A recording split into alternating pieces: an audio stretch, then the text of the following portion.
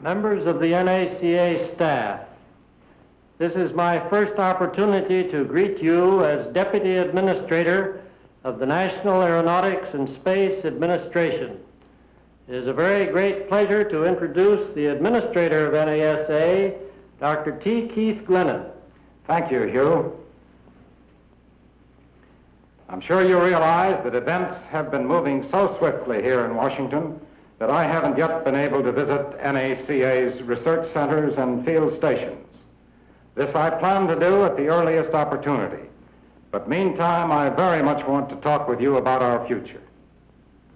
First, let me say that I have long been familiar with NACA's traditions and accomplishments. One of the real incentives underlying my acceptance of this job as NASA's first administrator was the knowledge that NACA would be the first and most substantial unit to be absorbed into NASA. Now, during my 11 years with Case Institute of Technology in Cleveland, I came to know many of you from the Lewis Laboratory and was privileged to work with some of you on various civic projects. I've been impressed by the high state of morale at Lewis and by the vigor with which you conduct your activities in the research and development fields.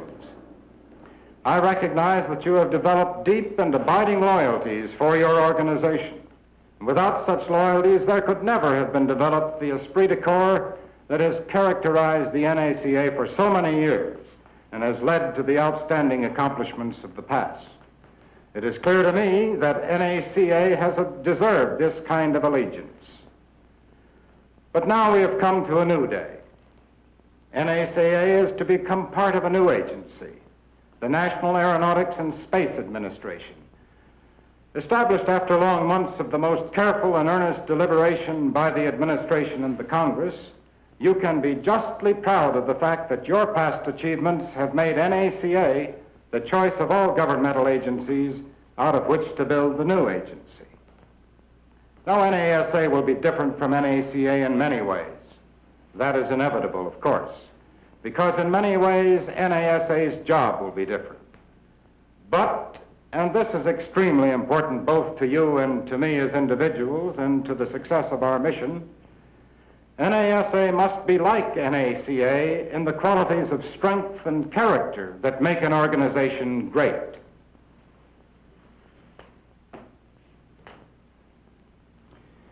As you know, Dr. Dryden and I were appointed on August the 8th, and after confirmation by the Senate, we took the oath of office at the White House on August 19th. Both Dr. Dryden and I have had commitments that have required us to be away from Washington much of the time since then. Even so, we have managed to spend many hours working on plans and programs. And I'm glad to report that we have made such good progress that as of the close of business on Tuesday, September the 30th, the shift from NACA to NASA will become official.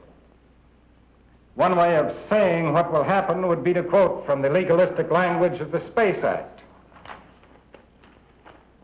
where it says, the NACA will cease to exist, and all functions, powers, duties, and obligations, and all real and personal property, personnel other than the members of the committee, funds and records of that organization shall be transferred to NASA. But my preference is to say it in quite a different way. I like to say, and I believe I'm being very realistic and very accurate when I do so, that what will happen on September 30th is a sign of metamorphosis, that it is an indication of the changes that will occur as we develop our capacity to handle the bigger job that is ahead. Many of you, I am sure, have read the Space Act. If not, I'd recommend that you read at least the first couple of pages where our mission is clearly stated. We have one of the most challenging assignments that has ever been given to modern man. I'm not going to take time to read the act verbatim, but it does say this about our mission. And I say to you that it is well worth reading, and I'm sure you'll find that copies are available to you.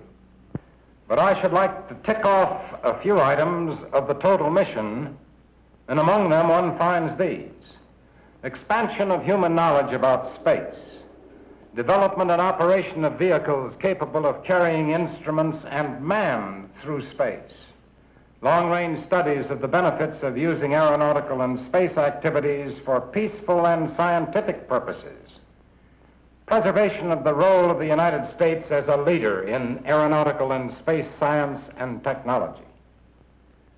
And then, of course, there's the spelling out of what NASA is required to do in accomplishing these objectives.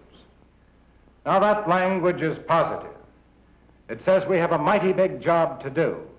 It says that NASA's scope is much broader and its objectives are much greater than those of NACA. For example, the admittedly vital function of NACA research into the problems of flight will now be only one part of NASA's activities. We will have to broaden and to extend the excellent teamwork relationships we have enjoyed over the years with the military services and with the airplane, missile, and space industry. We will have to add new and extremely able people to our staff.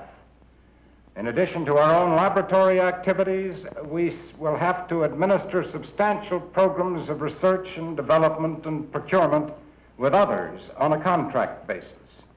We will be spending large amounts of money outside of the agency by contracts with scientific and educational institutions and with industry. We will also be using facilities of the military services, such as the launching pads at Cape Canaveral and Camp Cook, and will be operating satellite tracking stations all around the world. We will have to collect great masses of scientific data and reduce them to useful form. We will be developing and launching into space vehicles needed to obtain scientific data and to explore the solar system. We will be preparing for the day when manned flight goes into space. And that isn't a complete list either, but it will give you an idea of the size and the complexity of our mission. NASA will have about $300 million for its program in fiscal 1959. And with this appropriation, we must press forward the current research programs in our laboratories. We must contract for work by others in such fields as electronics and guidance and other areas where we have neither the special competence nor the facilities that are needed. We must accelerate our development programs. We must acquire the vehicles that will carry our data gathering apparatus and ultimately man into space. As we move forward, we will be building upon half a century of aeronautical research and progress in which NACA has played so important a part. Together, you and I must make our new agency grow and prosper.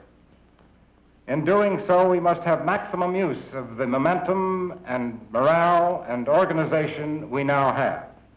We must achieve the same high purpose and performance for the all-inclusive aeronautical and space programs of NASA that have characterized NACA throughout its history. Our prospects are both challenging and exciting. I know of no better way of summing up than to quote Senator Lyndon Johnson, chairman of the Special Committee on Space and Astronautics, who said during our August 14th confirmation hearing, and I quote this, "There are no blueprints or roadmaps which clearly mark out the course. The limits of the job are no less than the limits of the universe. And those are limits which can be stated but are virtually impossible to describe. In a sense, the course of the new agency can be compared to the voyage of Columbus to the New World.